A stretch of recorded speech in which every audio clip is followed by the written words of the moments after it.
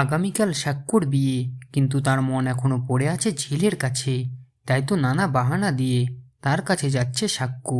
আর এবার দেখা করতে গিয়ে বাড়ির সকলেই জেনে গেল। ঝিলের দিদি সাক্ষ্যর ফেলে আসা মোবাইল ফোন দিতে আসলে সেখানে এক অদ্ভুত কাণ্ড ঘটে গেল। সাক্ষ্য বিষয়টাকে ছোট মনে করলেও চৈতি তাকে চেপে ধরে, বারবার করে তাকে প্রশ্ন করতে থাকে কেন সে ঝিলের কাছে যাবে, কি করতে যাবে। তখনই সাক্ষ্য বারবার করে বলার চেষ্টা করে সে শুধুমাত্র ঝিলের প্রাপ্য টাকা বুঝিয়ে দিতে গিয়েছিল। কিন্তু চৈতি তার কোনো কথাই শোনে না, বলতে থাকে তুই ওর এত বড় একটা অপারেশন করলি, তারপর ওর আর কি প্রাপ্য থাকতে পারে। ও যদি অন্য কোথাও অপারেশনটা করাতো তাহলে কত খরচ হতো, একবারও ভেবে দেখেছে ও? চৈতি এই কথা বলতেই এবার প্রচণ্ড রেগে যায় সাক্ষ্য, আর বলে তুই কি বলতে চাইছিস চৈতি? আমি কি করব না করব সেটা কি তুই ঠিক করে দিবি?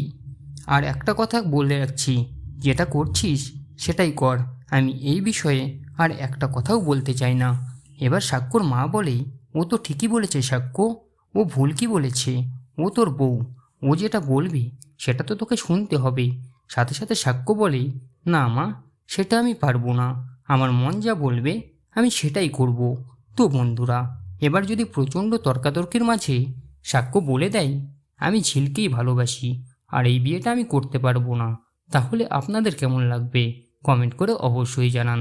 মূল ধারাবাহিক দেখতে হলে অবশ্যই চোখ রাখুন স্টার জলসার পর্দায়।